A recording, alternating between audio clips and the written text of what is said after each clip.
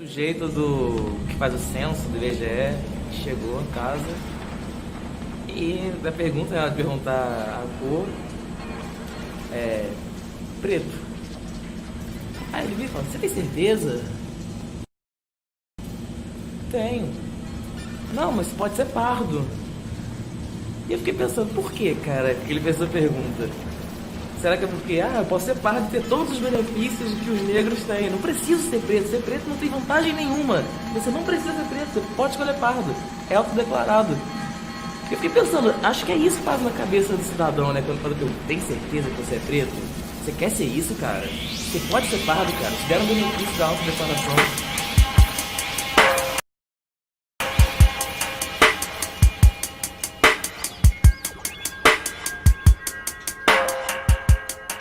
E eu não passei de primeira para medicina. Logo que eu terminei o ensino médio, a minha nota dava para entrar em enfermagem. Eu entrei, eu cheguei a ficar alguns meses assim, cheguei a concluir o período, mas eu fiquei alguns meses na enfermagem.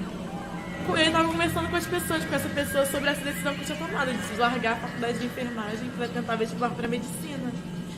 E aí quando eu falei, ela colocou a mão assim na cara, não, menina, não faz isso, porque quando a gente sai de faculdade, que não sei o quê. E agora que eu pensei nisso, sabe? Eu entendi que, tipo assim, cara, você não vai passar pra medicina, fica lá logo, se forma logo nesse negócio, sabe? Porque qual a chance de você passar pra medicina, sabe? Enfim, me lembrei disso agora, mas é isso.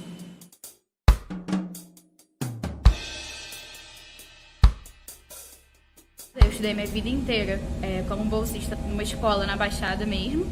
E quando eu terminei, eu não consegui passar, e aí eu fiz mais um ano de cursinho na Baixada e aí não consegui.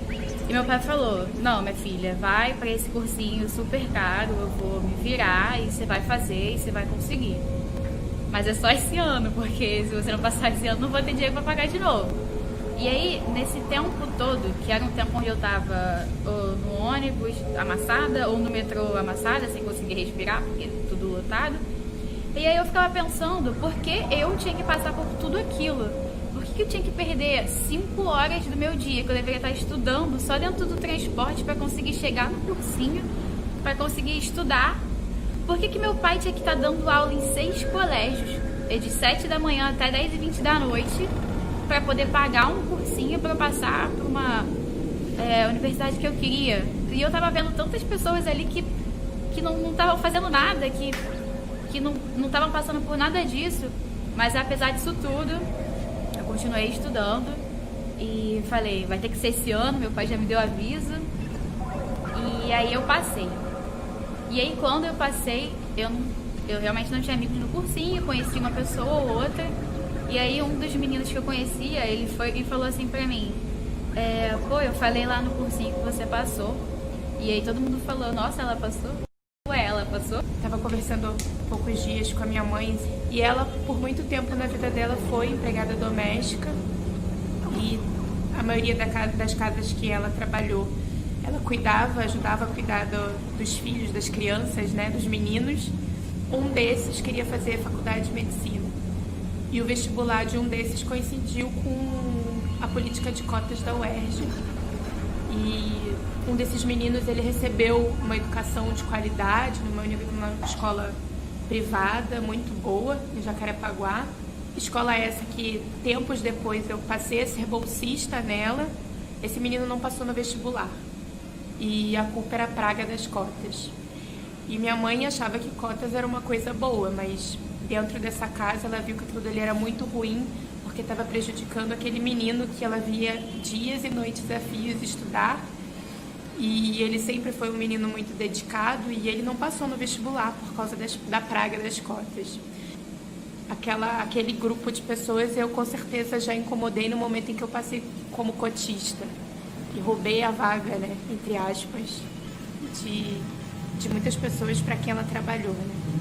A gente tem a parte prática da anatomia, que é com corpos, né, com cadáveres e tudo mais. E aí, bem no início da faculdade, me explicaram que aqueles corpos que vão para lá são corpos não reclamados. E aí é muito triste ver que são corpos negros, assim. Isso é uma coisa muito difícil de lidar, porque a gente sabe que durante a história da escravização, por exemplo, as mulheres negras eram submetidas a estupros. E aí eu chego no anatômico, e aí o corpo que vai ser utilizado pela de reprodutório, que as pessoas não têm o mínimo respeito, é o corpo de uma mulher como eu, sabe? E que, de certa forma, é um estupro, sabe? E eu tenho que lidar com isso, porque eu preciso aprender anatomia, eu preciso ser um profissional de saúde, eu preciso ver aquilo. E o meu estalo veio esse ano, no início do ano, quando eu comecei no rodízio de clínica médica, na enfermaria, onde todos os residentes eram brancos. O meu staff era branco. Quem estava dividindo comigo como interno também era branco. Os únicos negros eram o enfermeiro e o técnico de enfermagem da enfermaria. E aí eu cheguei em casa depois de 2 semanas e surtei. Chorava demais. Eu falava, mãe, não é o meu lugar. O que eu tô fazendo aqui?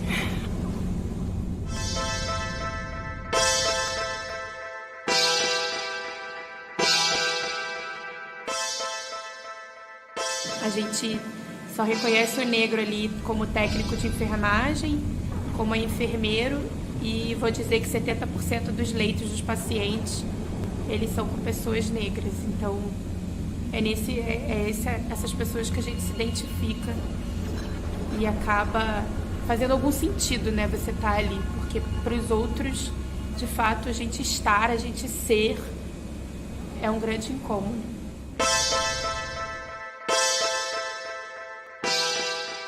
E algum tempo atrás na UERJ estavam numa época de cortes no orçamento da universidade. E a primeira coisa que a universidade fez foi, obviamente, cortar a bolsa de assistência permanente estudantil. Aí disso a gente estava discutindo no grupo da turma, que vários cursos da UERJ tinham se paralisado para poder pressionar a administração da universidade, porque a maioria dos estudantes que depende da bolsa são estudantes negros, são estudantes pobres que precisam daquilo para poder... Tem gente que precisa daquilo para se sustentar na universidade, que depende desses R$400 para poder se manter vivendo no Rio de Janeiro.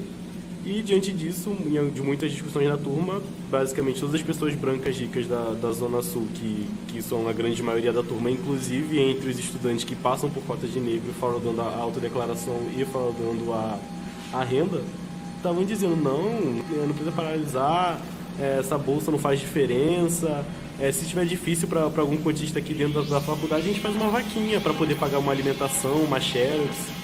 Não precisa disso tudo. Continua estudando que está tudo normal. O fato da gente estar presente, da gente existir naquele lugar em uma posição de não subalternidade, uma posição de igual para igual com qualquer outro branco, a gente incomoda. Então, acho que a gente vai incomodar sempre como médicos negros, sabe? Quando eu coloquei trança no meu cabelo, as pessoas começaram a reparar em mim na minha sala e aconteceram coisas bem esquisitas, assim, porque as pessoas começaram a tocar no meu cabelo sem a minha permissão, como se eu fosse um objeto de propriedade delas, assim. Algumas pessoas chegaram a puxar meu cabelo e perguntavam se doía. Tipo, além dos comentários, tipo, nossa, acho que ficou bem em você, mas você ficou com cara de suja. Ou então, tipo, nossa, como é que você lava? Parece impossível de lavar, vai ficar fedendo. Quando aquele médico foi esfaqueado na Lagoa, eu fiz uma fala dizendo que se eu pudesse optar entre ele e os 87 jovens negros que são assassinados por dia no Brasil, eu optaria pelos 87 jovens negros que são assassinados, não pelo médico. E quando eu fiz isso, aquele bando de estudante branco de medicina veio em cima de mim defender a categoria médica que eles pretendem ser um dia e me chamavam de racista inverso, de afro-Hitler, de várias outras coisas e não conseguiam entender aquilo que eu estava querendo dizer, só me atacavam. E um amigo meu acabou de fazer uma postagem no Facebook falando sobre os 100 e tantos franceses que morreram dizendo que estava nem aí para eles, que existe uma série de outros problemas no Brasil, na África, na Ásia, no mundo, que são muito piores que aquilo, e que para ele vale mais qualquer um desses do que os cento e tantos franceses. E dos todos os comentários que tiveram na postagem dele, apenas um foi questionando essa questão dele, dizendo que todas as vidas importam. E todos os outros eram de palmas e de apoio. E esse meu amigo, você pode imaginar por que ele é, né? E aí pra mim ficou evidente que não é o meu discurso que incomoda, sou eu que incomodo. Vocês se viram muito incomodados, enfim, vocês sofreram mais, não sei, se viram muito mais incomodados por serem negros. Acho que foi muito mais claro pra vocês por serem negros. Pra mim, é mais fácil ver o incômodo por ser gay. É engraçado, porque eu me sinto míope. A sensação que dá é que, por ser gay, eu não consegui enxergar o incômodo por ser negro. É óbvio que eu incomodei por ser negro. Eu sou o neto preto da minha avó. Eu tô fazendo medicina. Eu sou igual aos meus primos que estão fazendo medicina, que são brancos, que tiveram dificuldades diferentes das minhas. E é óbvio que o fato de eu ser negro incomodou. Incomodou os patrões da minha mãe, porque a filha dele que queria medicina não consegue. Mas quando vem pra falar com você, nossa, você passou em medicina, tipo, você passou em medicina. Eu sim, eu passei em medicina. E eles não sabem que eu sou gay, então provavelmente é porque eu sou preto, filho da empregada deles, da funcionária deles, enfim. Mas isso pra mim nunca foi muito óbvio, porque tinha algo maior pra mim, tinha algo que me incomodava mais, tinha algo que eu não sabia lidar mais do que ser negro, que é ser gay. E sim, eu incomodo muito, eu faço questão de incomodar. Eu incomodo na faculdade quando eu rebolo, eu incomodo na faculdade quando eu olho pra alguém, eu incomodo quando eu ando na rua e eu tenho vontade de olhar um homem e eu vou olhar. Eu incomodo quando eu tô beijando meu namorado e tem alguém me olhando na rua e aí que eu beijo mesmo. Foda-se. Porque se fosse um casal hétero, ninguém estaria olhando. Não tô fazendo nada diferente de ninguém. Não tô fazendo nada do que eu devo me envergonhar. Então eu incomodo sim.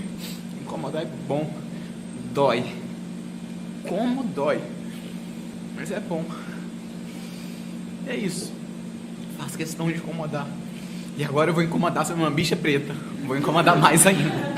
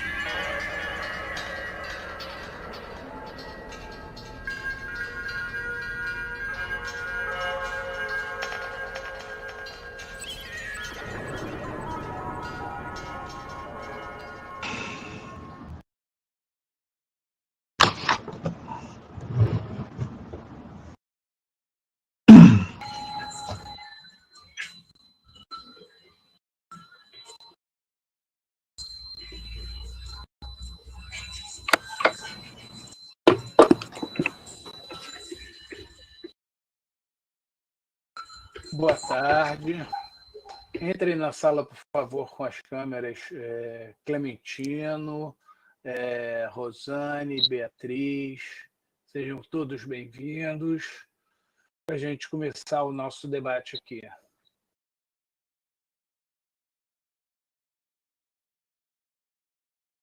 Isso, tudo bem, Clementino? Acho que seu som está desligado ainda. Você não pode achar que eu estou num sonho. Tudo bem, Beatriz? Olá, Bia, saudade. e bem? Cadê Rosane? Cadê Rosane? Ah, meu filho. Não, ela já entrou na sala, eu só estou pedindo para ela tomar assento.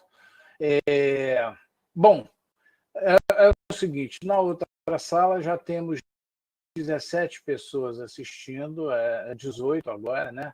Assistindo a a exibição do filme, e agora vamos ao debate. Né? Eu gostaria de... Primeiro vou me apresentar, eu sou Leonardo, sou um dos coordenadores desse projeto e professor da Unirio.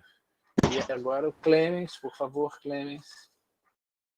Então, boa noite a todas e todos. Sou Clementino Júnior, doutorando em Educação da Unirio, faço parte do grupo GEASUR, Grupo de Estudos em Educação Ambiental desde o Sul, e o Cine GEASUR é uma iniciativa criada nessa parceria do GPAD com o GEASUR, pensando discussões territoriais, discussões prementes para a educação, mas a partir das experiências sociopolíticas, e estamos fazendo essa experiência online como uma forma de tentar compensar tudo que nós gostaríamos de fazer esse ano e que não foi possível presencialmente, mas, ao mesmo tempo, em alguns aspectos, está sendo bem efetivo, né, para a gente conseguir, pelo menos, ter algum alcance a algumas pessoas. Sabemos que o acesso ainda é restrito a muitos de quem gostaríamos de atingir, né, mas, pelo menos, mantemos algumas discussões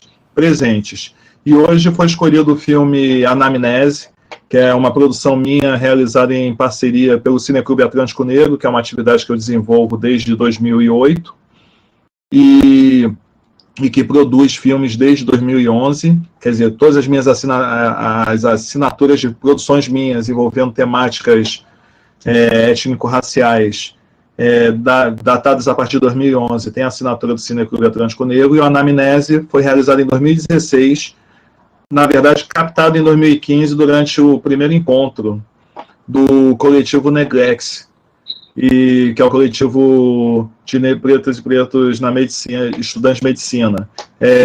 E temos as nossas convidadas hoje, que vão poder explicar um pouquinho melhor o que é o coletivo Negrex.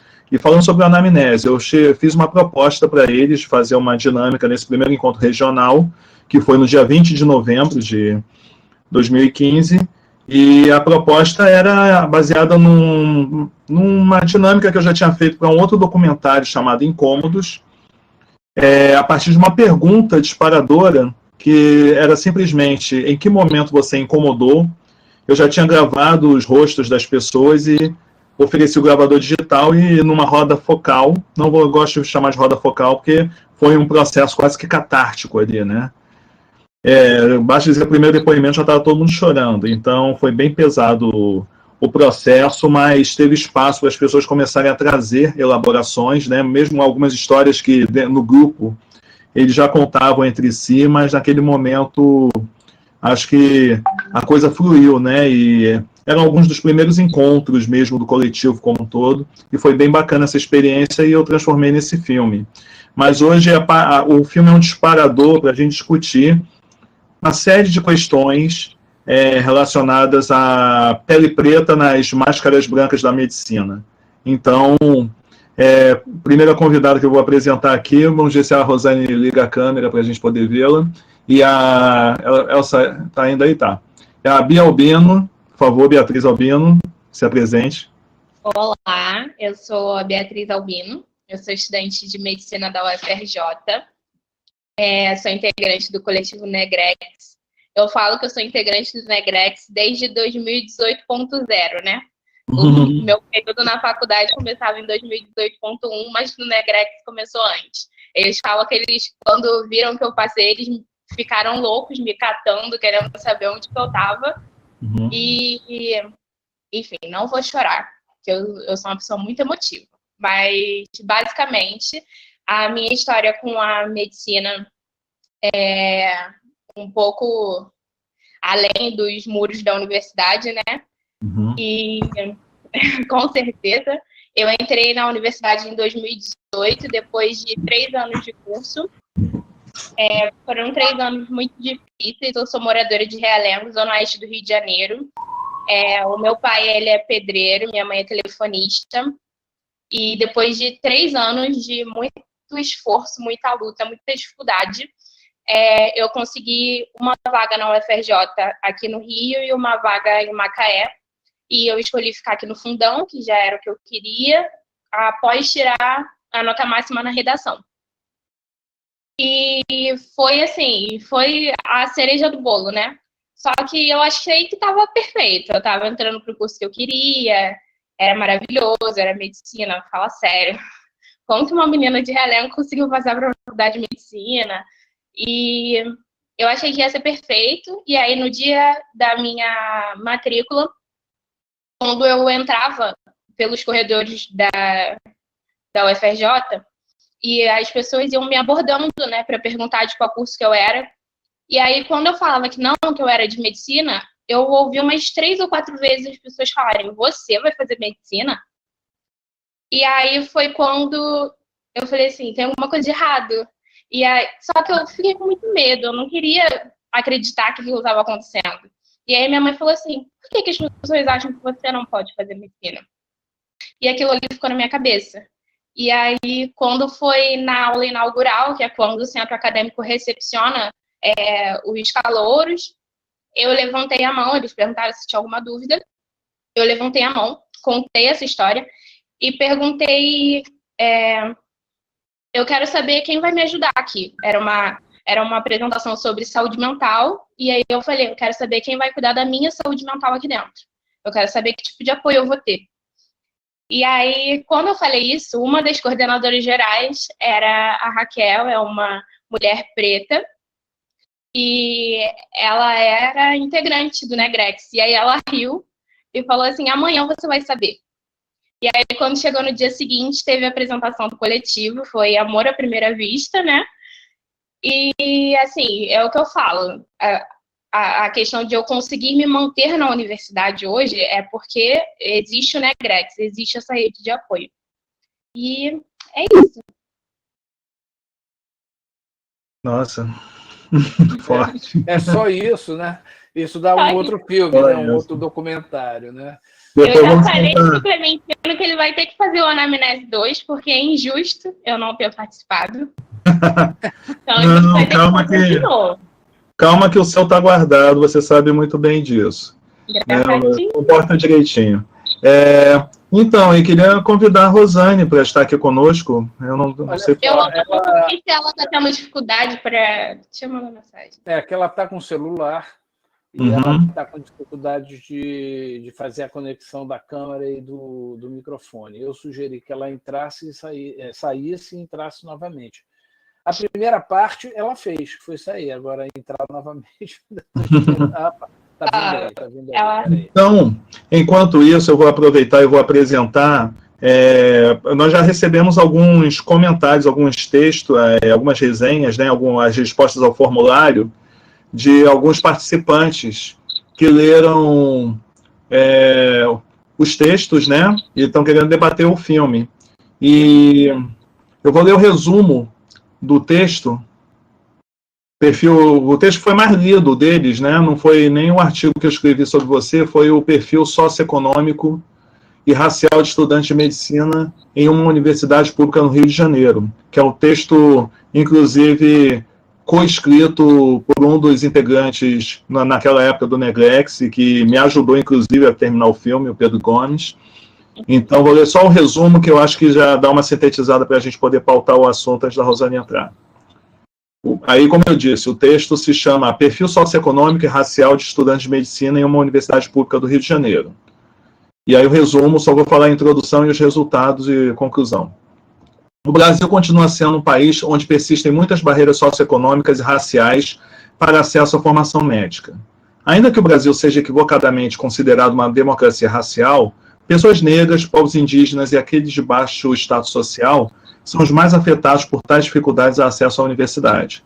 As faculdades de medicina são tradicionalmente ocupadas por grupos brancos, ricos e de classe média alta, embora 54% dos brasileiros se considerem afro-brasileiros. Para lidar com esse cenário, há desde 2013 a reserva de 50% de todas as vagas em universidades públicas para a baixa classe social, povos indígenas e pessoas negras. Nosso objetivo foi descrever o perfil socioeconômico e racial dos ingressantes de uma faculdade de medicina da região Sudeste ao longo de 5 anos, analisando as relações entre a estrutura segregacionista brasileira e as políticas de inclusão. Aí o método censitário, etc.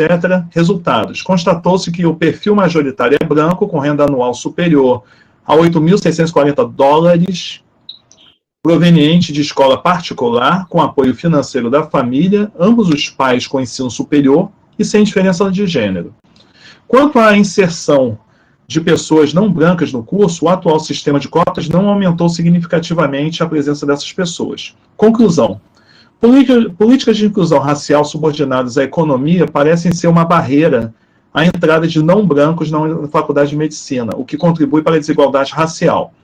Quer dizer, o texto, que foi aqui explicado de forma bem resumida, já expõe um conflito, né, que está para além da parte mais sensível que é apresentado nos depoimentos que surgem no anamnese.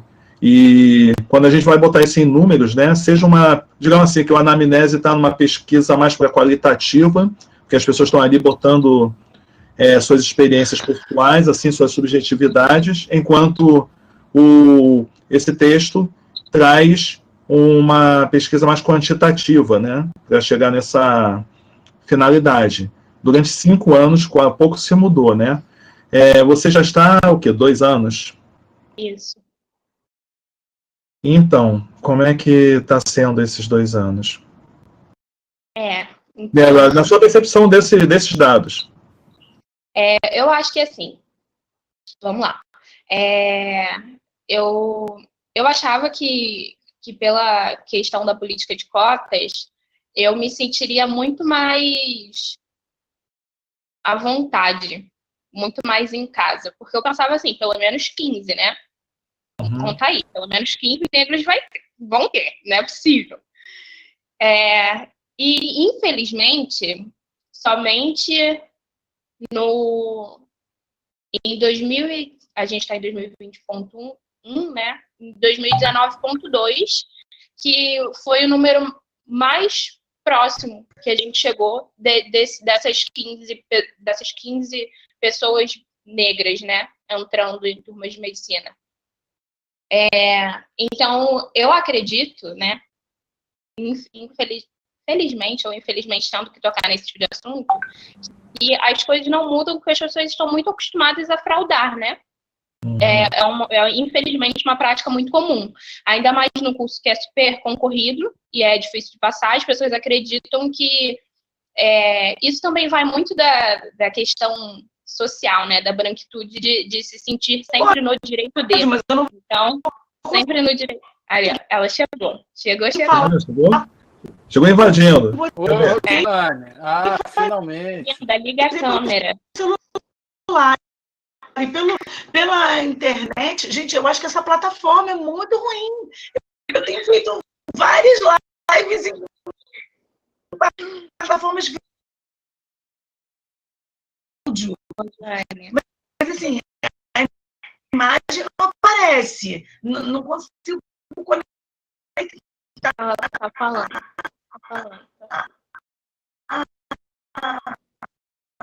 Nossa, tá travando real dela, né? Eu não consigo conectar a câmera. Rosane, Pois é, essa é a plataforma da Conferência Web, que é disponibilizar professores, e a gente tem utilizado ela porque ela se vincula ao YouTube e fica fácil da gente fazer a transmissão.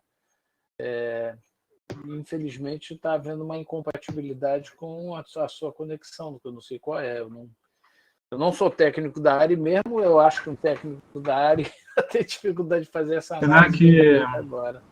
Seu celular não sei se o celular dela é iPhone, que às vezes também, por ser um sistema, às vezes pode ter uma incompatibilidade por ser iOS, não sei. Não sei. Enquanto a Rosane vai tentando entrar, o pessoal está aqui nos bastidores tentando abrir a câmera, mas continua. E aí, quando eu entrei na universidade, eu achava que sinceramente, eu nunca tinha ouvido falar de fraude de cotas raciais. Porque, para mim, é muito absurdo alguém fraudar uma coisa e tomar um direito que não é seu. Então, para mim, eu nunca nem tinha pensado nisso. Até que, quando eu entrei na universidade, entrou junto comigo uma outra menina, e aí no dia durante a semana de apresentação da universidade, a Faculdade de Medicina faz uma cerimônia do jaleco, para a gente fazer pela primeira vez o juramento da medicina e tal, colocar o jaleco, toda uma coisa bonitinha. E aí, nesse dia, essa menina nunca tinha aparecido, nesse dia ela foi e super quis fazer amizade comigo e tudo mais. E eu estranhei, né? Nunca tinha visto na minha vida. Aí ela pegou e falou assim, nossa, você é tão novinha e já entrou na universidade. Eu entrei com 19 anos, né? Aí eu falei assim, mas eu já estou estudando há 3 anos, eu comecei a estudar com 16. Não dava para adiar, né? Aí ela, não, eu tenho 21, com 19 anos eu estava curtindo minha vida. Aí, quando eu fiz uns 20, 21, eu decidi que queria entrar na faculdade e entrei. Eu falei, caraca, a menina deve ser muito inteligente, né? Nossa. E aí passaram umas 2 semanas e a gente ficou sabendo que ela fraudou simplesmente todas as cotas. Até as deficientes ela conseguiu fraudar. E assim, foi o primeiro contato que eu tive assim, com fraude de cotas. E eu fiquei extremamente irada, inicialmente, porque eu sabia, né, de pessoas que queriam entrar, pessoas pretas que queriam entrar, e toda vez que um branco entra na vaga de um preto, é um preto que fica para trás de novo, sabe? É só a perpetuação, e aí se a gente ficar sempre questionando por que esses números não mudam, por que as coisas não aumentam, é por conta disso, porque sempre tem um preto sendo deixado para trás, sabe? E eu acho que muito das pessoas, eu acho que principalmente os alunos das universidades, não atentarem para isso. E, principalmente, protegerem essas pessoas de alguma forma, porque várias e várias vezes na UFRJ eu escutei discursos de que essa pessoa entrou e se arrependeu do que fez e tá tudo bem. Agora, tipo, você não tem que retalhar, ela não tem que sofrer nenhum tipo de retaliação pelo que ela fez. A gente tem que pensar na saúde mental dela. Eu concordo que ela tem que pensar na saúde mental dela. Vai no psicólogo e larga a vaga, que não é sua. Entendeu? Vai fazer uma terapia e vai estudar para entrar na faculdade numa vaga que é sua. Agora, não vem falar para mim que eu tenho que pensar na saúde mental do branco se ninguém tá pensando na saúde mental do meu irmão preto que tá na favela, sabe? Ninguém tá parando para pensar que ele tá se matando de estudar e no final alguém tá entrando na vaga dele. É muito essa falta de noção de fora da realidade, foi o que você falou. A maioria dos estudantes de medicina tem uma renda de mais de $8 mil. Eu nem sei quanto que é $8 mil, que é muito dinheiro para mim. Você vai ganhar $8 mil na sua vida, calma. Você chega lá. Se forma primeiro. Pois é. Não vejo a hora. Mas é muito difícil você viver essa realidade e ver que as pessoas que estão à sua volta, igual uma vez, a gente estava discutindo questão de cota social dentro da sala, né? E aí, falando sobre fraude e tal, e aí uma menina virou e falou assim, gente, vocês só ficam falando de cota racial, mas com certeza existe fraude de cota de renda também. Quem consegue viver com só R$1.000 por mês? Aí eu olhei na cara dela e falei assim, eu e minha família inteira. Tipo, então, como assim? Para ela era absurdo uma pessoa só ter R$1.000 por mês para viver. Pois é. Sabe? É uma realidade que para eles... E assim, não tem esforço para mudar isso, sabe? Eles não se esforçam para mudar isso mesmo. Você pode tentar conversar. Aí agora, mês passado, era todo mundo antirracista. Mas no dia a dia mesmo, é esse o nível do estudante de medicina. Então... Gente, é inacreditável. É inacreditável, porque a gente está falando aqui especificamente do curso de medicina.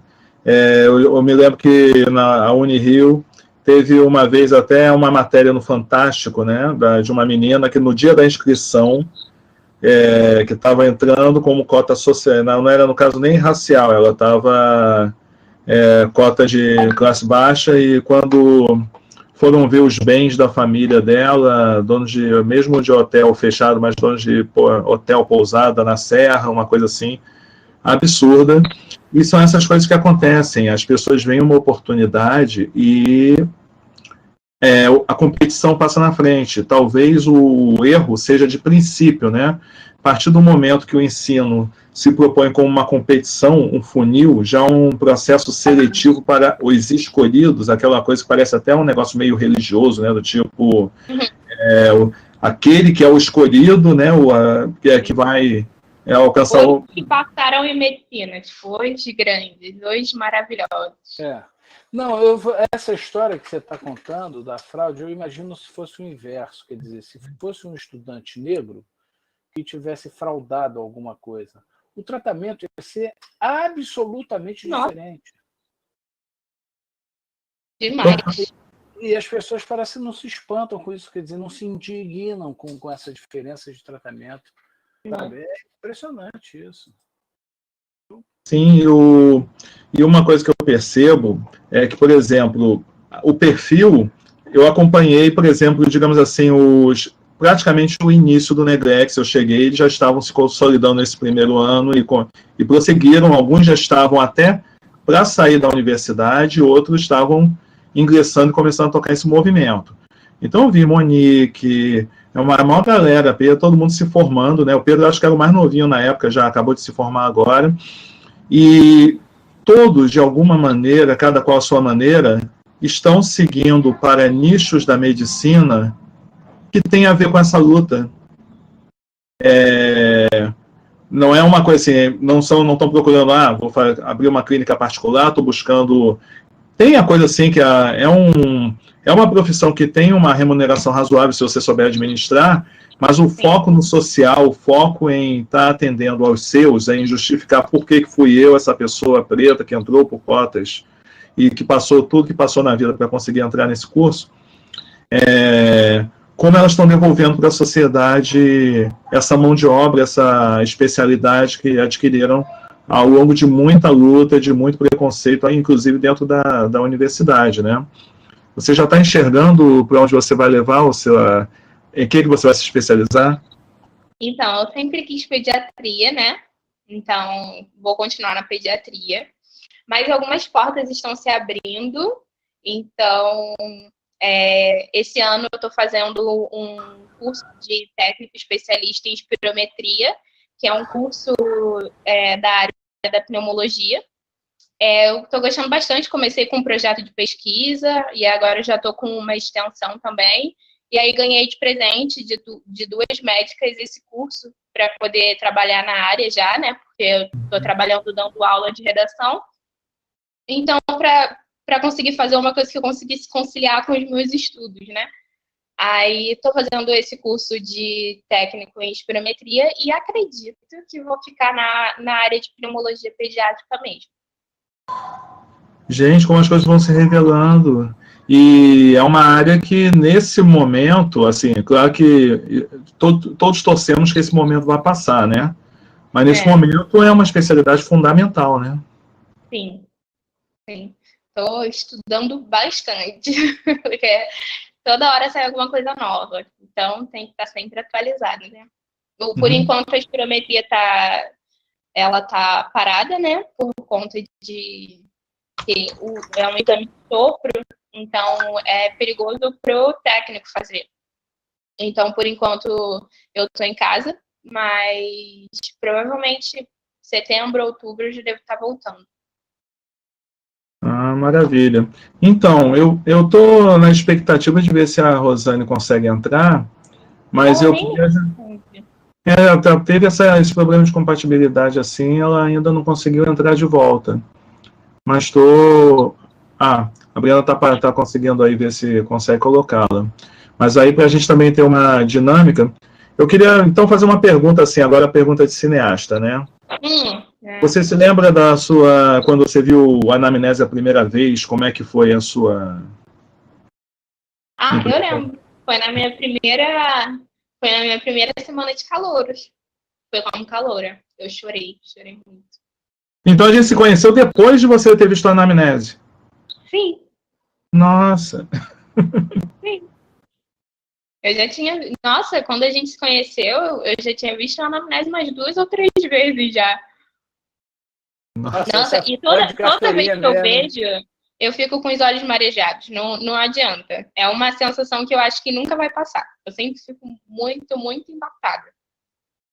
É tudo muito real. E, assim, principalmente algumas pessoas que estão no Anamnese eu conheço, né? Então, a Monique é como se fosse minha irmã mais velha. Então, são assim, pessoas que são muito importantes para mim mesmo. Fala, Léo. Não, eu queria ler uma pergunta que está aqui no chat, Sim. que é o seguinte, do André Luiz Barbosa. Ele fala assim: participei de uma palestra sobre fraude e eles abrem os processos nas universidades que, em muitos casos, não dá em nada. Não acha que a universidade deveria indiciar essas pessoas por estelionato? Com certeza acho. Com certeza. Mas é muito difícil, porque... Por exemplo, da nossa reitora, a gente já ouviu coisas como estou recebendo ligações de alunos que estão sendo, de pais de alunos que estão sendo denunciados, pedindo que os preserve, né, de alguma forma e tudo mais. Esse é o pensamento da reitoria. Então, assim, a gente não sabe como que isso aconteceria, entendeu? Eu tenho muitas dúvidas sobre esse processo todo, porque assim, as cotas começaram com um princípio que eu acho muito bacana, que é o da autodeclaração, sobre o qual não havia investigação nenhuma. Mas aí começaram a haver denúncias de autodeclarações absolutamente fraudulentas, e aí começou a se pensar num processo todo de filtragem dessas questões. E aí começam todas as complicações, porque, na verdade, eu estou me colocando como professor universitário. Tá? Eu vou ter, como universidade, que dizer que aquela declaração é verdadeira ou não. Eu já tinha dado ok, mas vamos ver se agora vai. Agora está indo, Rosane. A gente já está te escutando. Vai, minha filha, eu confio no seu potencial, amiga, vai. Então, Rosane, tem acho que um botão aí que você tem que habilitar e aprovar o áudio. O áudio. Agora, embaixo tem um botão de câmera, tem Olha só, deixa eu explicar. Ele está falando, ele não está me ouvindo. Ele tem a câmera, eu aperto a câmera e ele fica localizando a webcam e ele nunca consegue localizar a minha webcam. Por isso eu estava pelo celular também, porque já que está tendo problema em localizar a webcam, eu estava tentando pelo celular para ver se pelo celular ia, mas pelo celular eu não consegui. Oi, gente. Seu microfone, Clemer. E tá falhando também o áudio, né? Então não sei Não se... sei como fazer. Espera só um instantinho.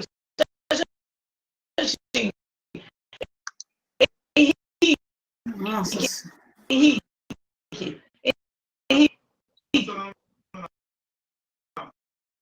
Faz o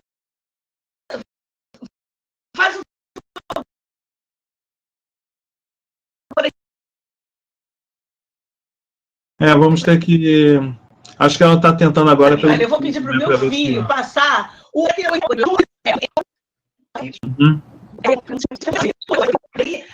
Aqueles comandos lá embaixo... Não, beleza. Ele some. Tá localizando a webcam. Aí ele tava o resto da página. É muito engraçado. Ela vai conseguir.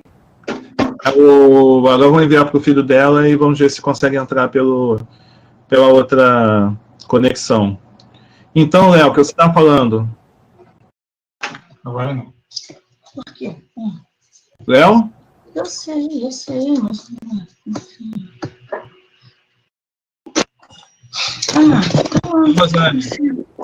Rosane, enquanto você tenta... Ah, conseguiu. Vocês estão vendo? Meu Deus, que milagre! Eu estou suando! Vocês não fazem Obrigado, ideia. Henrique.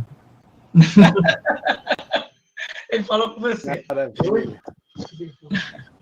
Não, Seja bem-vinda, Rosane. Desculpa o trabalhão. Desculpe.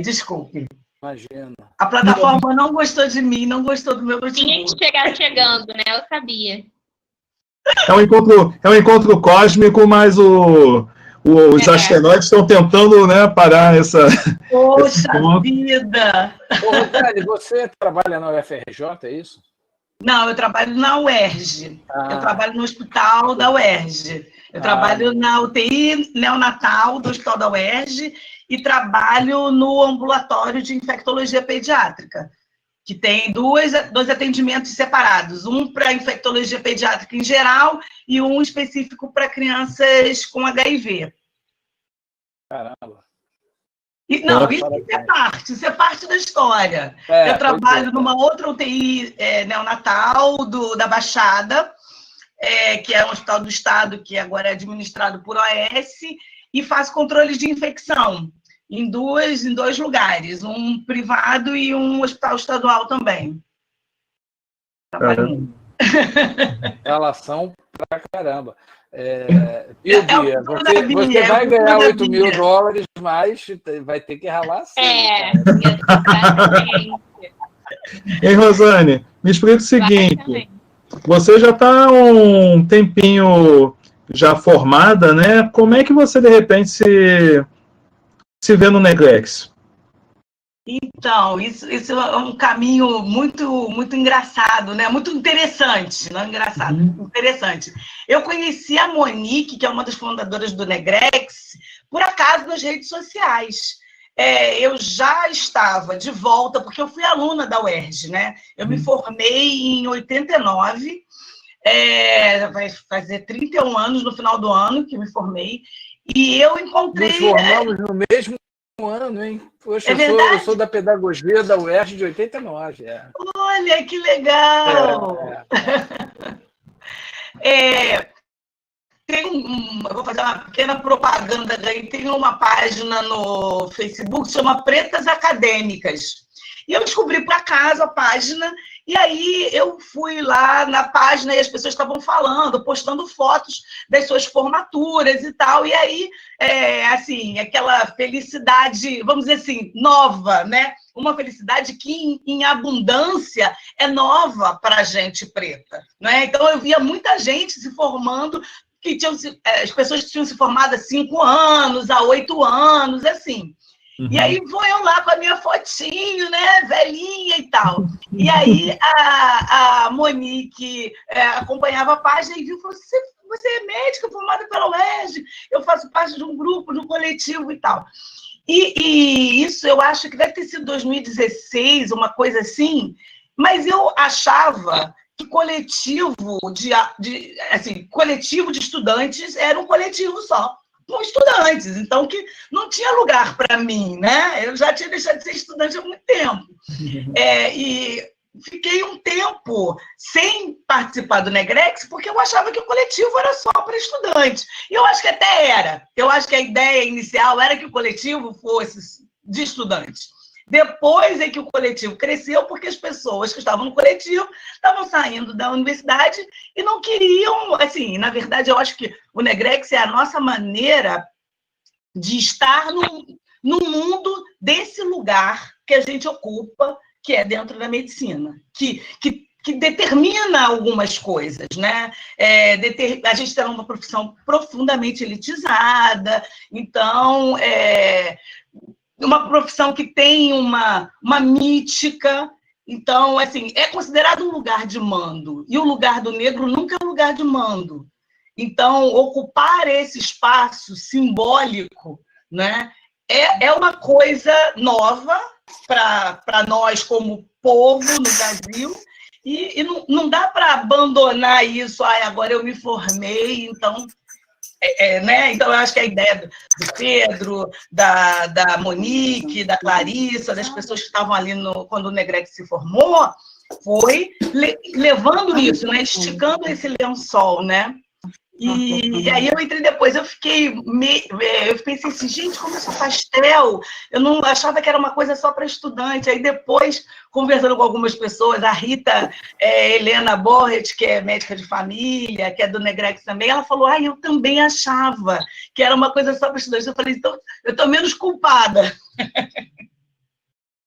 Não, que maravilha. E é isso que eu quero também puxar, antes da gente trazer as perguntas que as pessoas já estão enviando, né? Entender, assim, qual é a percepção de vocês duas, quer dizer, a percepção de vocês duas, talvez a Rosane possa responder isso até melhor, né? Rosane, quando entrou, tinha coletivos desse perfil, ou eram coletivos com outros perfis com os quais você se agregou, mas que não tinham seus pares pretas e pretos? Como é que era na sua época e como você enxerga isso diante do Negrex? Não, dentro da medicina, pelo menos assim, nos espaços que eu ocupava, não tinha nada, assim, nenhum coletivo pautado na negritude, né?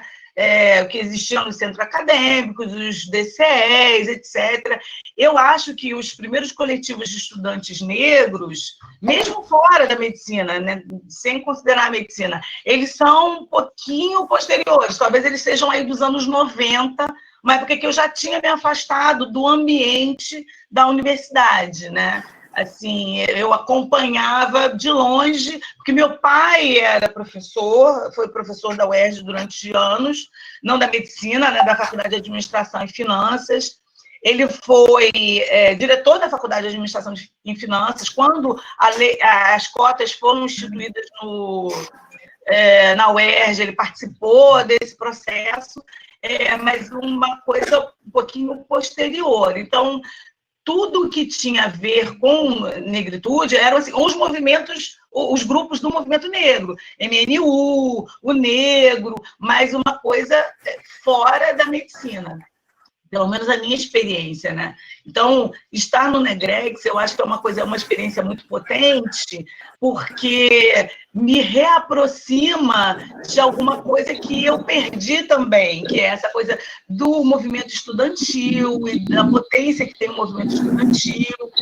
E eu fico sempre assim, abismada e tentando comparar um pouco as experiências. Eu não estou dizendo que eu não tenha sofrido racismo, absolutamente não é isso que eu estou dizendo, mas eu vejo isso, os relatos, né, as vivências das estudantes de medicina, né, negras, hoje eu acho que são de um racismo mais agressivo. E aí eu já parei para me perguntar muitas vezes assim, por que com a gente talvez não fosse assim? Eu acho que é porque a gente não era ameaça. Assim, a gente não era essa ameaça, sempre falando desse lado do simbolismo, né? Na minha turma, nós éramos 135 alunos e 3 negros. eu e mais outros 2 colegas, que eu identifico hoje como negros. Eu não sei se eles se identificavam naquela época como negros. Eram pessoas de pele mais clara, então, que talvez ficassem nesse lugar em que a sociedade faz de conta que você não é negro, se você também fizer de conta que não é negro, etc. Mas, enfim. Você agarrar essa passabilidade e vai embora, né? Exatamente.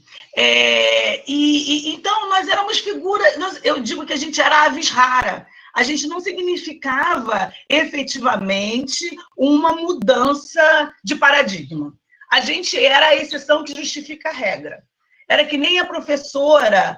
que eu contei agora numa live que eu fiz ali com a Associação de Advocacia Negra, da professora que, na reunião para discussão do programa de cotas na UERJ, virou para o meu pai e falou assim, você acha que realmente é necessário?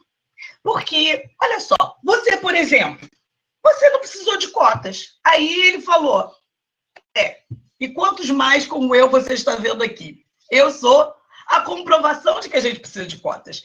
Então, assim, eu acho que era esse momento em que é fácil você personalizar. Então, ficava tudo personificado, né? Não era assim o meu desconforto com os negros. Era, no máximo, o meu desconforto com a Rosane. Agora, a partir do momento que você tem 15, 20 alunos, aí você força as pessoas a reverem essa naturalização que elas fizeram esse tempo todo, com o fato de ser um país que tem 52%, 56% de negros, e numa turma ter 132 brancos e 3 negros, e está tudo bem, é isso aí mesmo, né? Então, eu acho que é por isso que esse embate hoje ele é mais firme, né? Ele é mais cruel. Rosane, eu concordo com o que você está falando, mas eu vou colocar também uma outra questão que talvez até reforce um pouco essa argumentação toda. Quer dizer, eu comecei a trabalhar um pouco antes de entrar na faculdade, em 82, e eu sou professor, né? Fui professor de educação infantil, então você imagina um homem professor de educação infantil numa escola bacana da Zona Sul, privada e tal. Mas o que eu percebi no campo da educação e de uma maneira em geral na sociedade é que os discursos conservadores, racistas e discriminatórios, eles vêm crescendo muito dos anos 90 para cá. Esse tipo de ideologia vem se apropriando cada vez mais de espaços públicos de maneira muito perigosa. Então, eu acho que combinam, o que você falou com a análise que eu estou fazendo, eu acho que elas se combinam, acabam inversamente se combinando, né? Mas eu queria também fazer uma outra pergunta aqui do Albert Correia, porque ele estava falando de fraudes no processo de cotas e tal, né? E aí o Albert pergunta, como saber se a pessoa não sabe se é negra e entra por não entender, ou entra por não entender o processo, ou por saber realmente, ou entra realmente para fraudar, né? Ou seja, como que você vai distinguir essa questão da fraude e tal?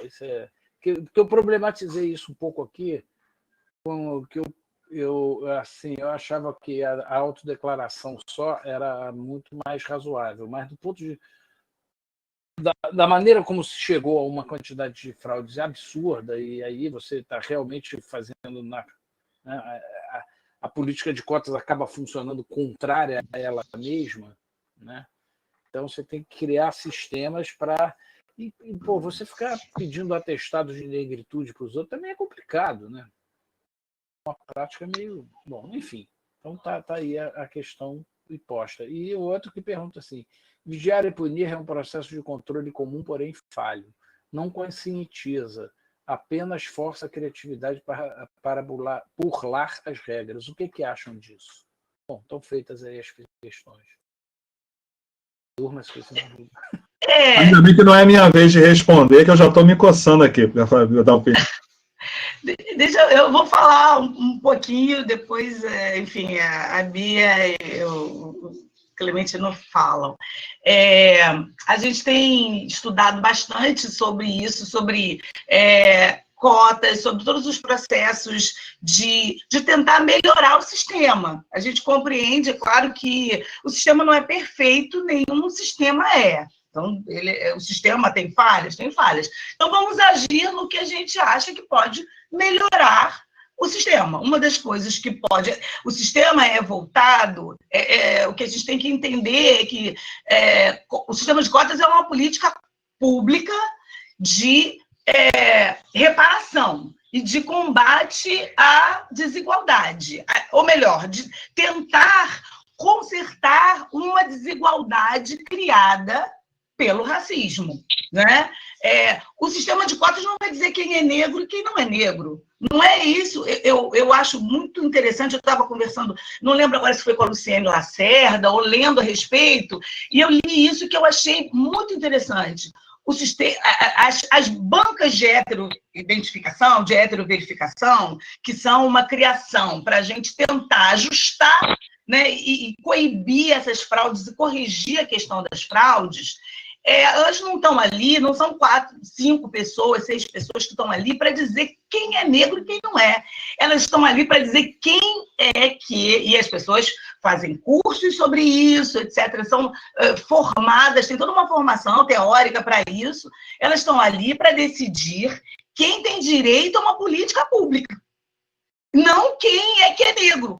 Porque já começa por aí. As cotas, eu acho que é importante a gente reforçar isso. O que a gente tem no Brasil hoje são cotas sociais com recorte racial. Então, eu acho que é importante colocar para as pessoas, não tem cota para negro. Nas universidades, pelo menos, eu desconheço. Se existe, alguém me corrija. Porque o meu filho, que nasceu e vive na classe média, que estudou em colégios particulares, que tem uma renda familiar alta, ele jamais pôde concorrer a cotas, porque as cotas são sociais. Tem a cota para os alunos, tem a cota de renda e para os alunos da escola pública. Dentro de uma e de outra existe o recorte racial, mas ele não podia, ele com a mãe médica que ganha tantos salários mínimos por mês, que nunca estudou numa escola pública na vida, ele não podia chegar e falar assim, eu quero concorrer porque eu sou negro. E eu não sei se vocês viram, quando ele passou aquele atrás, não existe dúvida de que ele é negro. Ninguém tem dúvida de qual o pertencimento racial dele. Então, assim, é importante a gente perceber que as cotas estão ali para fazer um papel de uma política de reparação voltada para um grupo que ficou alijado desse processo educacional por conta do racismo. E não para dizer quem é negro. Ninguém vai dizer para o meu filho que ele é branco. E, no entanto, ele não pode concorrer a cotas. Então, eu acho que, assim, essa questão de... que foi a pergunta de alguém, se a pessoa está fraudando porque ela não compreende o processo, ou porque ela se vê como negra. Eu acho que a pessoa da banca, ela está ali não para dizer se você é negro ou não, mas para ver, você sofre racismo? Você é alguém que a sociedade vê como negro? Você é alguém que vai ter, numa entrevista de emprego, que é baseado, né, no seu tipo, você vai ser discriminado? Eu acho que é mais ou menos isso. Enfim, falem aí, tem muita coisa a respeito disso. Não, eu acho que você colocou uma coisa fundamental, que é a pergunta assim, você tem direito a esta política pública? Eu? Não, você tá. não. A pergunta que a banca se faz, sim, que tem que ser dirigida ao pergunta candidato, é essa. Sim, você sim, tem sim, direito a essa política pública, sim, né? sim. Isso é importante. Aí, ó, rapidinho, primeiro que acho que a Bia está tentando voltar, que ela caiu, né? Eu queria emendar com uma... Essa pergunta não veio pelo chat, essa pergunta veio anterior, falando sobre se vocês vivenciam, no caso é uma pergunta para as duas, vamos ver se a Bia consegue voltar a tempo, vivenciam situações de racismo velado, se é dentro da profissão ou por acaso no seu tempo na universidade? Direto. Assim, uma situação cotidiana.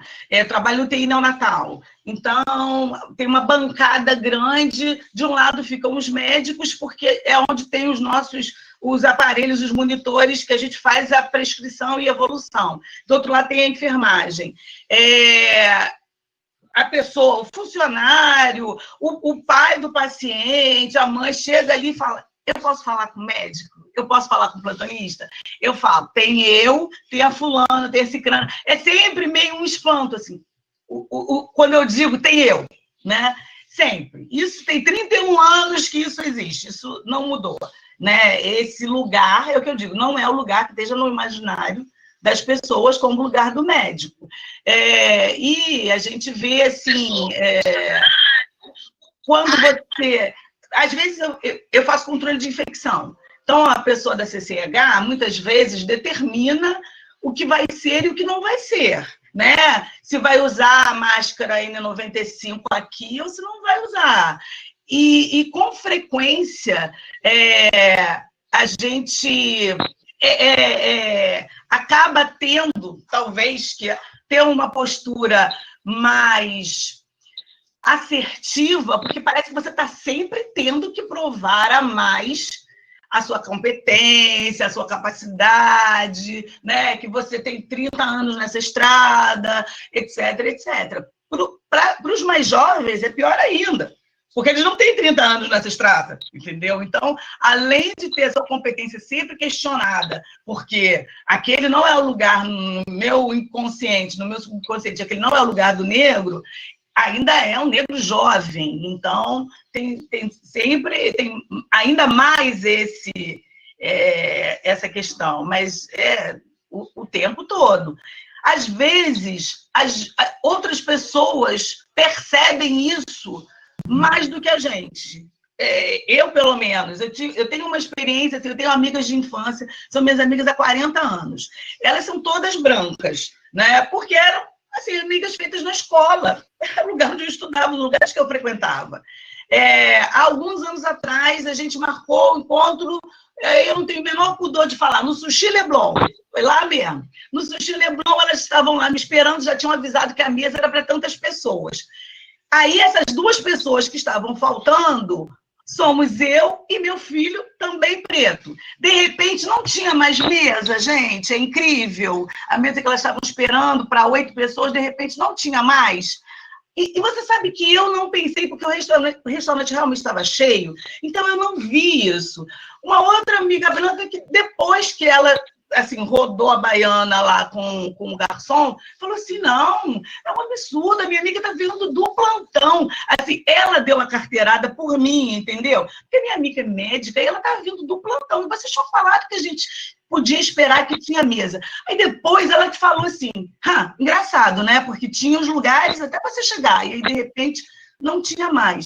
Então, assim, isso é a feira cotidiana. Fala. Eu ouvi a pergunta, porque eu tirei daqui, mas eu fiquei acompanhando no computador, porque meu celular travou. Mas, então, várias... dentro e fora da medicina, né?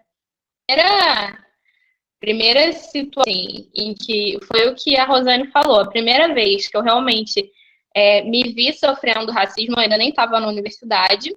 Eu fui viajar com uma amiga minha, com a família dela, todos eles descendentes de italianos, então visualiza, né? Tipo, brancos ao extremo, cabelos lisos, olhos claros e eu. E aí, fomos todos, íamos de avião para o sul e tal. E aí, quando a gente foi passar, né, no detector de metal, tava eu de braço dado com essa minha amiga, muito novinha, devia ter uns 16 anos. E aí ele me parou. E ficou, tipo, a família dela, ela com as 3 irmãs, a mãe e o pai parados, esperando eu passar 3 vezes no detector de metal.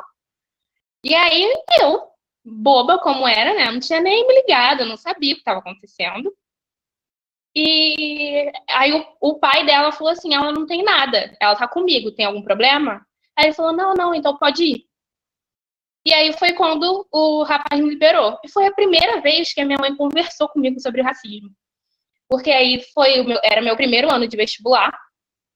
E ela falou assim: se você vai seguir numa área que vai ser assim, você vai estar no meio de um monte de branco e as pessoas não vão acreditar que você tá onde você tá, você vai sofrer com isso, né? Em Realengo, quem vai fazer racismo com quem? É todo mundo preto aqui, então não tem muita distinção em relação a isso. Dentro do ambulatório, eu não sei nem se a Rosane vai lembrar. A gente já teve várias conversas nos grupos, né? E aí teve um dia que eu comecei a participar de uma pesquisa dentro da dermatologia pediátrica. E aí toda vez que eu parava para chamar um paciente na porta, alguma mãe me abordava dizendo, pediram para entregar esse papel para a enfermeira. E, tipo, automaticamente ela entendia que a enfermeira era eu, sendo que a enfermeira era uma mulher branca, que ficava lá parada, sabe? E toda vez que eu aparecia, e sendo que olha, as únicas pessoas que podem chamar pacientes ali são os médicos, então, né? E eu ficava super sem graça, e eu me retraía, e isso começou a me deixar muito mal. Eu ficava triste, eu amava fazer aquele projeto, né? Porque eu tinha contato direto com as crianças, mas isso começou a me desgastar muito. E aí um dia, a gente conversando no grupo, e a Rosane e a Monique me deram a maior bronca, junto com a Oi, falou, você tem que começar a responder, você não pode simplesmente ficar virando as costas e indo embora. Você vai deixar as pessoas ficarem te tratando assim, você vai ser médica. Isso vai acontecer o resto da sua vida, você tem que aprender a responder, você tem que saber falar. E eu ficava, ok, eu tenho que me preparar psicologicamente para isso. Comecei na pneumologia pediátrica, e aí um dia eu fui chamar um paciente, né? E aí já era uma coisa mais séria, porque eu era responsável pelo exame, eu que imprimo o exame, eu que faço tudo. Então, é difícil a mãe acreditar que sou eu, né? E aí, eu chamando o paciente e tudo mais, eu vi uma mãe preta conversando e essa mãe eu já tinha atendido, conversando com uma outra mãe branca que eu sabia que estava esperando pelo exame. E essa mulher branca falando para ela, não é ela, não sei o que, eu conheço a mulher. Ela falou assim, não é. Agora a doutora Annalise está somente como médica, quem está fazendo o exame é ela. Não sei o que ela. Não, mas nunca vi enfermeira fazer exame, não sei o que. E isso eu, tipo, separando papelada e ouvindo, né? E ela falou assim, eu nunca vi enfermeira fazer exame. Ela falou assim, não, mas ela não é enfermeira não, ela já é quase médica. Tadinha, né? Aí ela falou, não, ela já é quase médica. E a doutora Annalise falou que ela é muito boa, não sei o que. Aí, tipo, ela me defendendo, né? Ela foi me defendendo. E eu, assim, sem acreditar que aquilo estava acontecendo. Daqui a pouco, a tal da mulher branca lá me chamou. Ela falou assim, vem cá. Aí eu, pois não, aí ela, é você que tá fazendo o exame? Aí eu, sou eu mesma. Aí ela, ah, tá, mas você é enfermeira? Eu falei, não, senhora, eu sou estudante de medicina daqui da faculdade. Eu sou estudante de medicina aqui da faculdade de medicina da UFRJ mesmo. E eu sou especialista em espirometria, pode ficar tranquilo que já eu vou chamar seu filho. Ela, ah, tá, mas então você faz medicina. Eu falei, eu faço medicina, você é médica. Aí ela ficou assim, ah, tá bom. Quando entrou, parecia que, tipo assim, tava avaliando tudo que eu tava fazendo. Como se em algum momento eu fosse fazer alguma coisa pra ela questionar. Sendo que, assim, a doutora Annalise, que ela tava falando, é especialista em espirometria e foi quem me ensinou. Então, não tinha muita coisa diferente. Mesmo que ela fazia, é o que eu faço. Acabou que, assim, são umas das, né? Mas vira e mexe tem alguma. Eu acho que isso aparece. Não, só ia comentar uma coisa engraçada. Você citou 2 casos de você, como eu vi vários relatos, assim, que sempre pensam que nós somos os enfermeiros e as enfermeiras, que é natural, até porque é um grande contingente dentro da área de saúde. Mas, ironicamente, na construção do imaginário, isso eu estou falando da minha geração, não sei se permanece assim. Quando você via antigamente, na nossa geração, né, Rosa? Tinha aquele cartaz silêncio, né, do hospital. Qual era o perfil da enfermeira que aparecia fazendo... Branca. A branquinha de cabelo liso. Exatamente. Então, bonitinha. A preta não podia aparecer fazendo para pedir silêncio no informativo, para dar aquela cara da clínica, do hospital, o que fosse. Mas ser interpretada como tal, podia. Então, você vê que é uma construção que não é só pela construção do que se publiciza da imagem, é uma coisa que está mais na cabeça mesmo das pessoas. Fala, Zé. Eu fiquei pensando nisso que a Bia estava falando e, assim, puxando para um outro lado, assim, a experiência pessoal, porque o que muitas vezes a gente conversa entre nós, médicos negros, como ela falou, né, que eu, Monique, outras pessoas falaram, você não pode falar assim, você não pode deixar que falem com você assim. Então, eu acho que acaba havendo uma postura reativa da gente, que eu não vou julgar, né, se ela é correta, né, não vou julgar, mas de achar que a gente tem que sempre estar muito armado, né, para vencer isso. E eu acho que isso é um dos custos psicológicos profundos que tem do racismo. A gente tem que estar sempre armado, você tem que estar sempre... É aquela coisa do twice as better, né? Do americano, de que o negro tem que ser sempre melhor, ele tem sempre que estudar mais, ele tem sempre que ter uma postura diferente, porque você tem que vencer tudo isso. Então, você tem que ser... E aí eu lembrei, assim, conflitando meu pai e minha mãe tinha muito essa atitude. E o meu pai, tipo assim... hoje eu vejo que, no fundo, ele pensava assim, eu trabalhei tanto, eu lutei tanto, e eu agora vou ter que agir de acordo com o que esperam que eu faça. Então, os caras acabaram ganhando no final das contas. Então, assim, você estava falando essa questão do racismo velado. A gente morou a vida inteira num bairro de classe média do Rio, né, que é o Grajaú, quase sempre. Moramos no Gente Dentro, depois a gente mudou para o Grajaú quando eu era criança. E aí, a agência bancária que meu pai era cliente, onde ele tinha dinheiro investido, etc., ficava na praça. A gente morava perto da praça. Então, o meu pai ia para o banco de chinelo e bermuda, porque ele trabalhava de terno e gravata o dia inteiro, a semana inteira, e ele achava que era o direito dele ir de chinelo e bermuda para o banco que ficava do lado da casa dele. E a minha mãe sempre falava assim, você vai assim ao banco? Tipo assim, mas já é preto, ainda vai assim ao banco? O gerente me conhece, ele conhece a minha conta, eu vou assim ao banco. Então, assim, nós negros, eu acho que em várias situações, a gente é confrontado com essa questão. Eu me armo para vencer a expectativa que existe em relação a mim, ou eu considero que isso é eu transformar o meu modo de vida. Meu pai, apesar de ter trabalhado a vida inteira em terno e gravata, é a pessoa que menos combina com terno e gravata que eu conheço no mundo. Então, assim, eu me violento, vamos dizer assim, para estar de acordo com as expectativas. E a gente, na medicina, muitas a gente tem que, sabe, aquela coisa bem machista de dizer, né? Colocar o pau na mesa. Dar carteirada. Da carteirada, exatamente. Então, só comentar uma história rapidinha, Léo, antes das perguntas. Eu estou com 51, ou seja, o Cristião estava com 46, 47. A partir dos 46 anos, eu consegui que a catraca do banco não pagasse mais para mim. Porque quando eu subi o alemão com a equipe para filmar Tião, daqui a pouco vejo um cara me cutucando. Era o segurança do meu banco que tinha se descobriu o que eu fazia da vida. Então, quando eu chego e volto, já começando a tirar tudo do bolso, aquela coisa... Liberou. Gente, eu me senti poderoso, mas foi o último ano também que eu tive conta naquele banco. Então, daí eu perguntando, acho que não serviu para nada, né? Só passo lá aceno para ele, mas não adianta, não tem mais conta. Eu detesto ir ao banco. Eu tenho uma bolsa que eu podia traficar crianças dentro da minha bolsa. É uma bolsa imensa, cheia de coisa. Tirar todo o metal daquilo. Para mim, a melhor invenção do banco foram aqueles armáriozinhos que você enfia tudo ali dentro e sai, porque é um saco aquilo. É um saco. Aliás, o banco é um saco.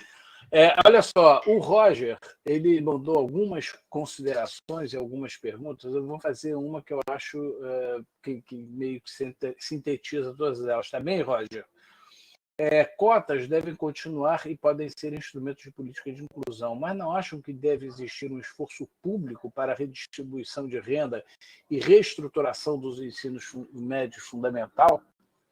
Claro, sem dúvida. Eu posso fazer um comentário sobre isso? Eu trabalhei no governo do Estado há muitos anos e quando teve essa política de cotas, ela foi ela inicialmente, inclusive, era uma política apenas de reparação para os males do racismo. Essa questão das cotas sociais e dos alunos das escolas públicas entrou de cambulhada via o senhor Antônio Mateus.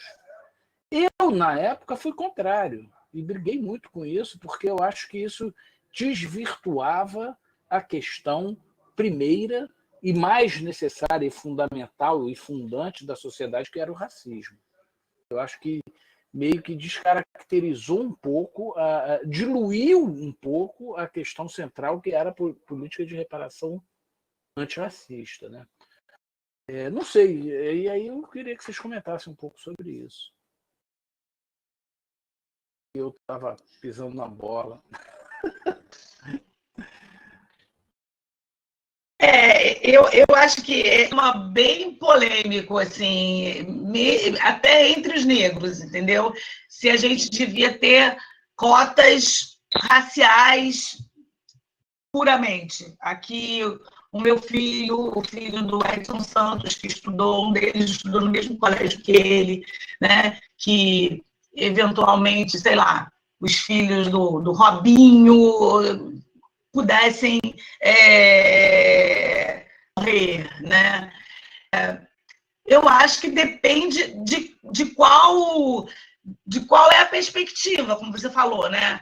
É fazer a reparação por conta, é uma questão de representatividade, né? De ter na universidade uma universidade mais com a cara do povo brasileiro, em todos os sentidos, não só cara, né? Mas não só a questão física, mas a questão cultural. Ou é uma questão de reconhecer que, na exclusão econômica, o racismo tem um peso grande, e aí, então, eu faço um recorte que é econômico e somo a isso, faço uma interseção com o racismo. Porque, por exemplo, meu filho se formou em artes cênicas. Quando ele estava se preparando para fazer o THE, o teste de habilidade específica, porque a única universidade pública que tem artes cênicas no Rio é a Unirio, né? Então, assim, ele fez o Enem, é claro que, né, pensando em outras coisas, mas pensando na Unirio. E aí a gente chamou uma pessoa amiga, um ator negro, para preparar ele para a cena, né? Que tem uma cena, você apresenta um trecho, enfim, de alguma peça que a banca escolhe. E aí a gente estava conversando, eu falei assim, não é, porque o Henrique vai na ampla concorrência. Aí ele falou assim, mas por que ele não vai para cotas? Aí eu expliquei, porque as cotas são... Aí ele, mas justamente no audiovisual, justamente no teatro, justamente nesse lugar onde a gente precisa de ter negros, isso não pesa? Eu falei assim, não, porque não é esse o objetivo da política. Eu entendo, pelo menos, que a questão principal do sistema, aí a gente pode questionar se deveria ser diferente, mas não é a questão da representatividade.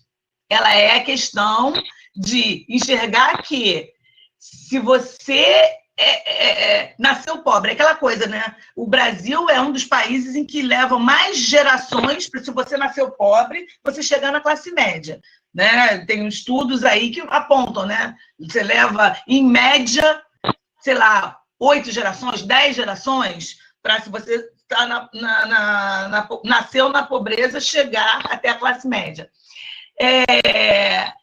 Se o objetivo é pegar essa massa toda e pensar que, se você, além disso, você é negro, as suas chances são menores ainda, e te permitiu acesso a esse bem de que você foi excluído, que a sua ascendência foi excluída, que é o bem da educação, então a política estaria correta. Se o objetivo é ter uma universidade que represente mais, tenha mais a cara do país e da cultura do país, aí a gente teria que ter cotas raciais, ponto, né? Eu acho que é a questão que a Rosane estava falando,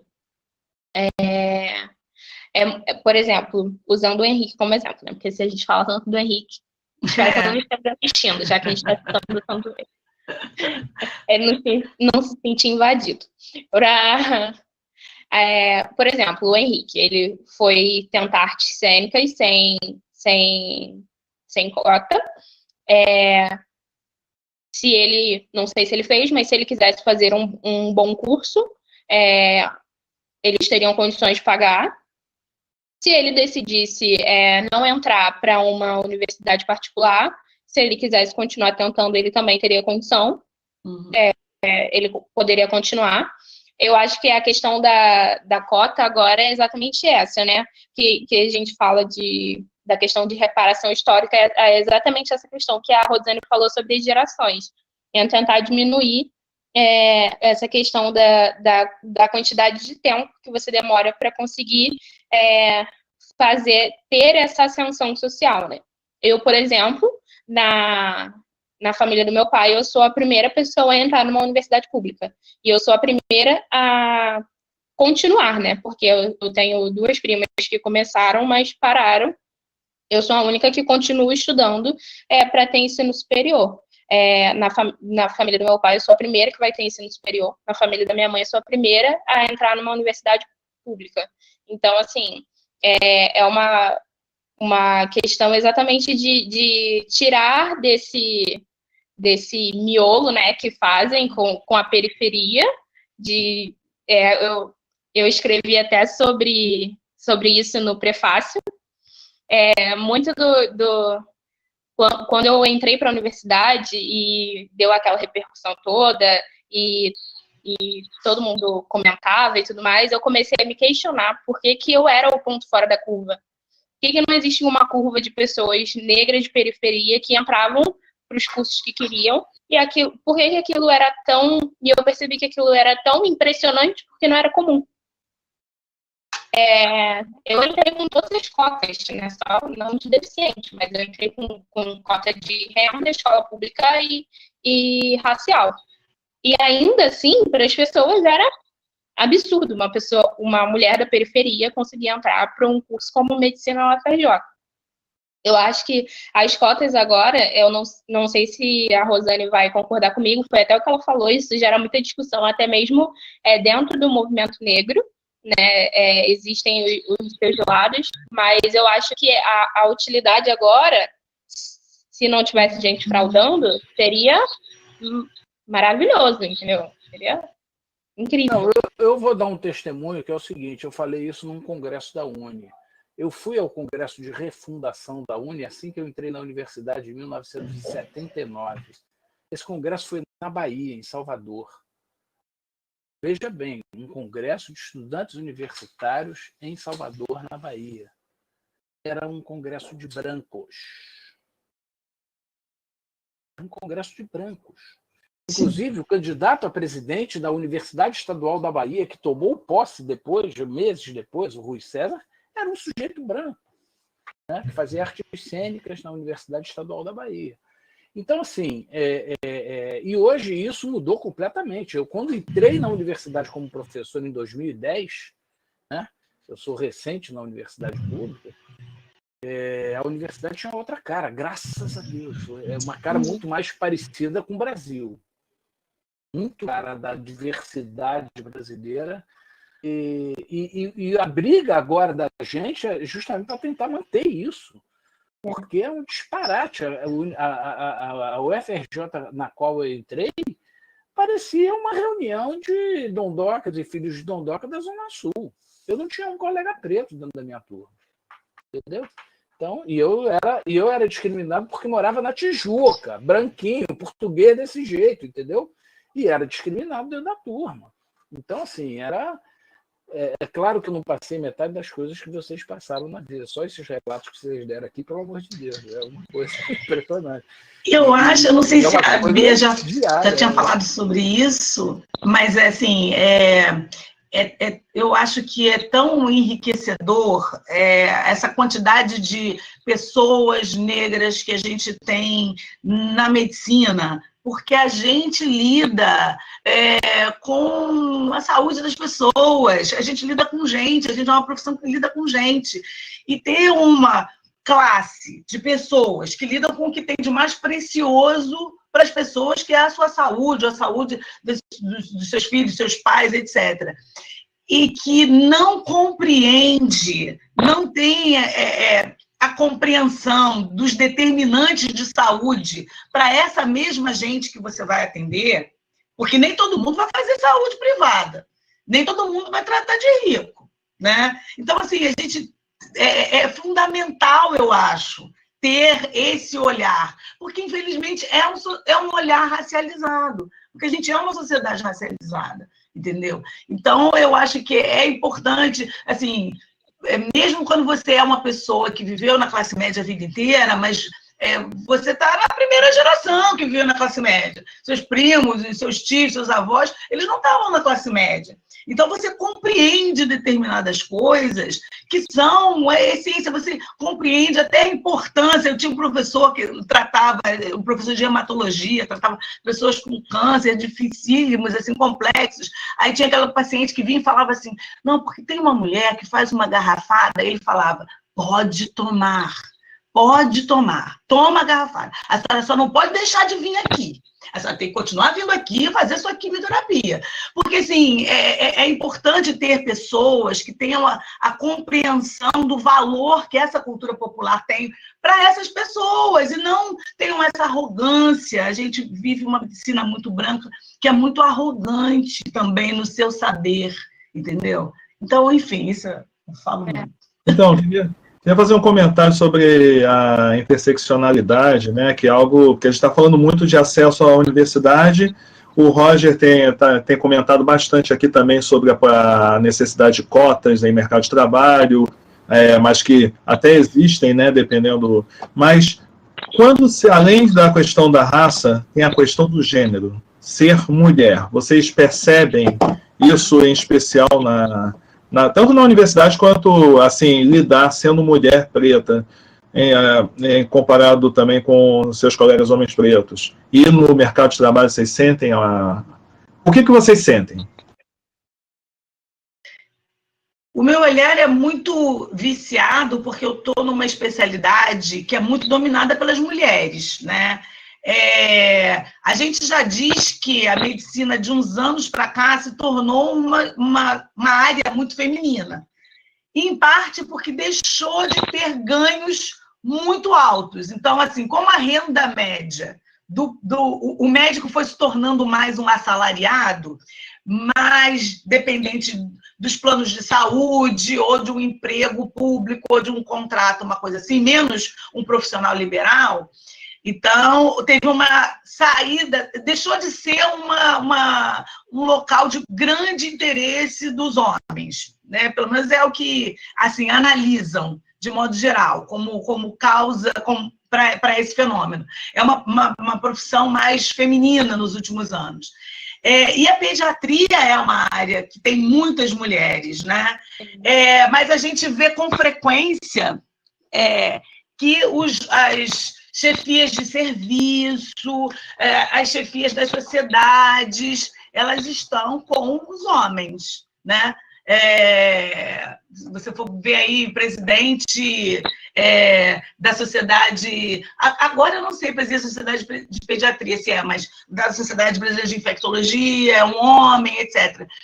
Dentro da universidade também, muito. Então, assim, essa interseccionalidade, né? Você soma, você tem que se provar duas vezes. Você tem que se provar porque você é mulher. Será que realmente você sabe isso? Será que realmente esse estudo que você está apresentando aqui, será que realmente é uma boa evidência e tal? E além disso, você é negro, aí mais ainda, né? Assim, na universidade, eu senti um grande estranhamento de alguns professores. Primeiro, porque eu só tive uma professora negra desde que eu entrei, 2 anos.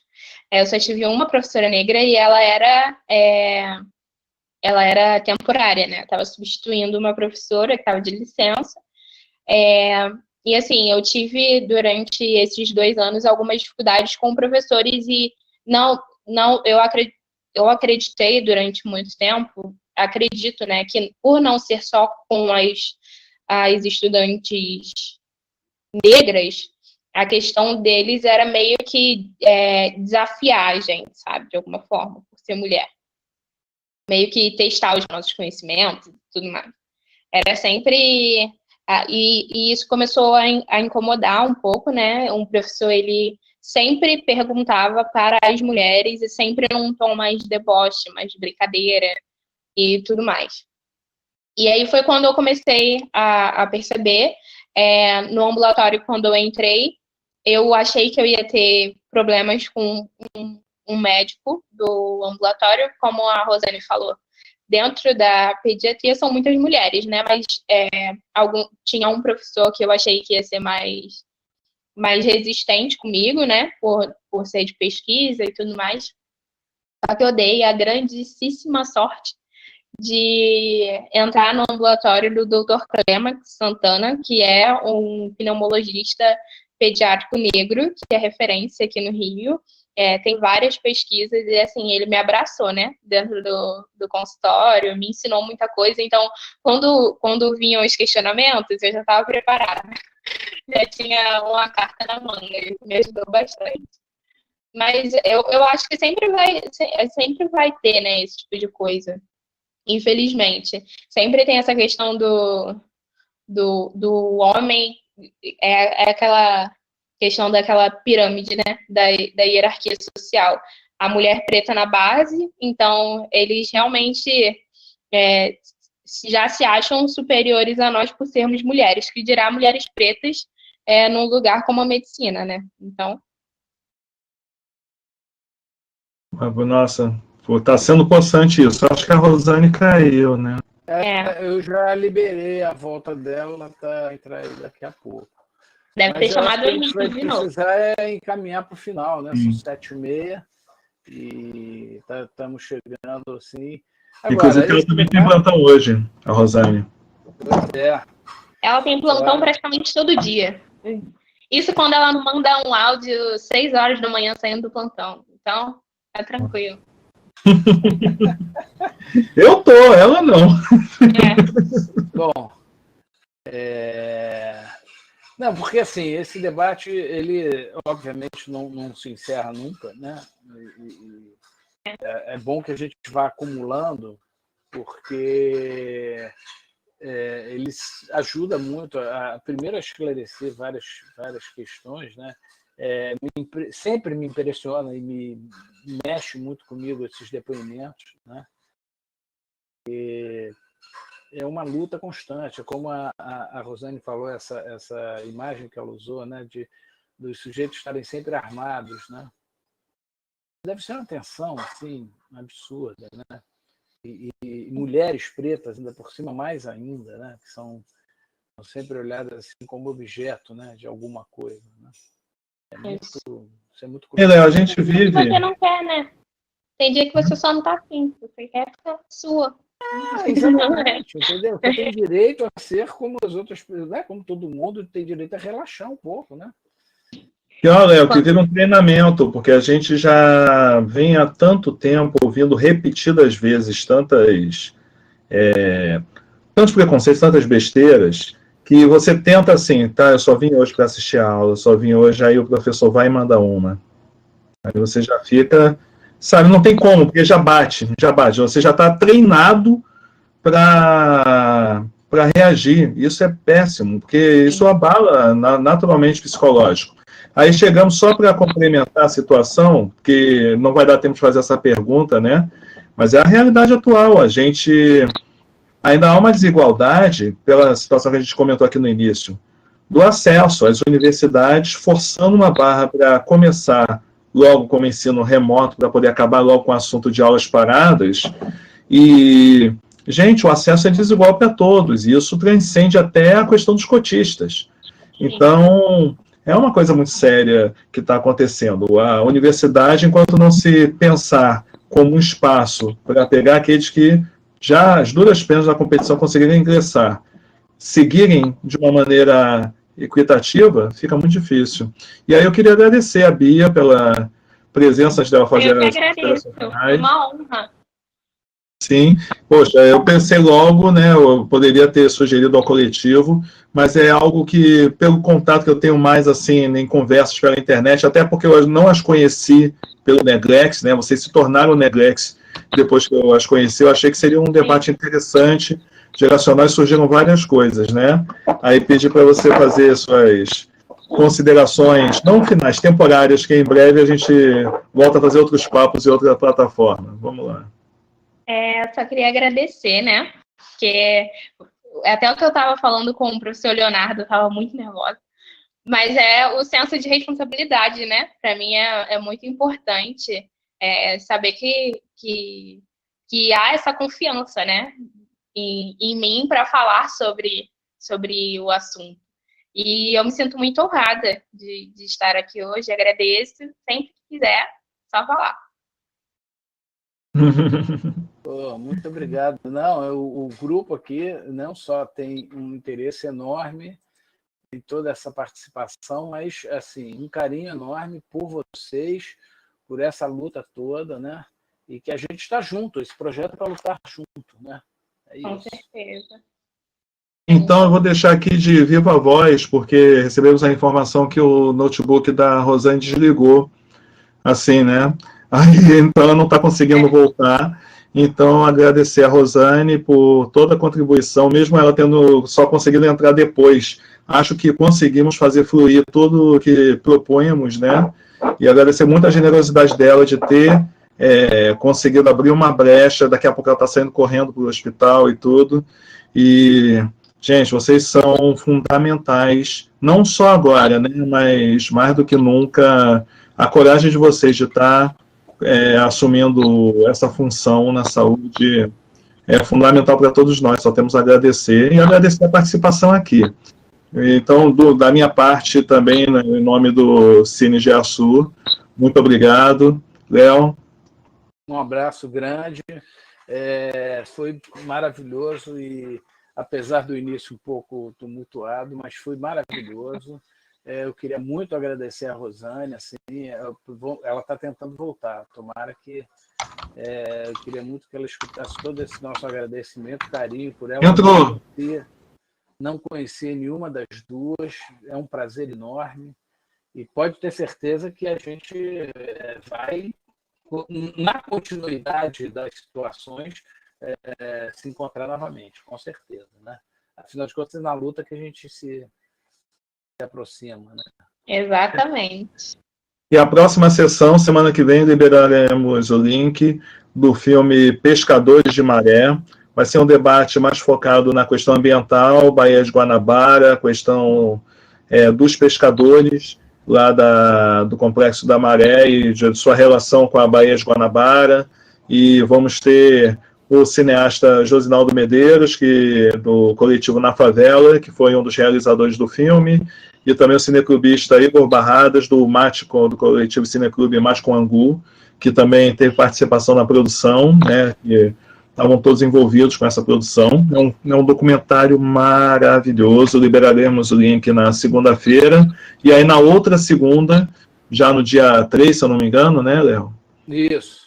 No dia 3, faremos o debate com eles aqui, e com mediação do nosso colega do GEASU, o doutor professor Marcelo Aranda, que também é um ativista ambiental aí de longa data, atuando na Baixada, que vai à mediação. Eu vou estar junto com o Léo nos bastidores aí, dando suporte. Eu vou ficar no bastidor mesmo, não vou nem aparecer. Ah, tá bom, então.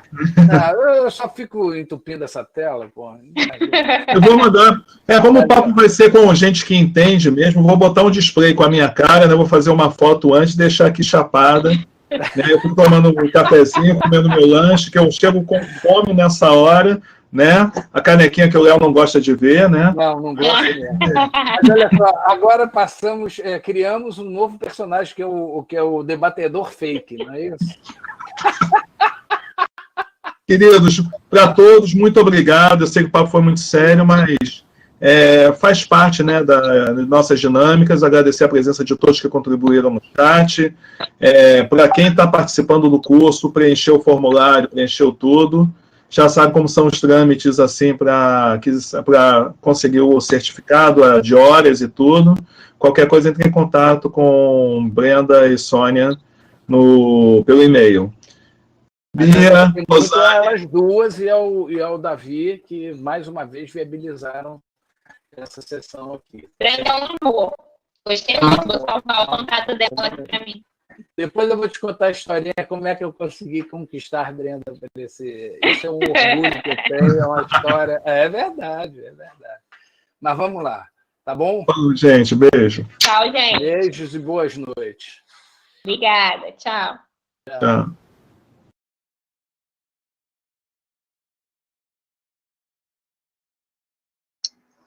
A Rosane está digitando.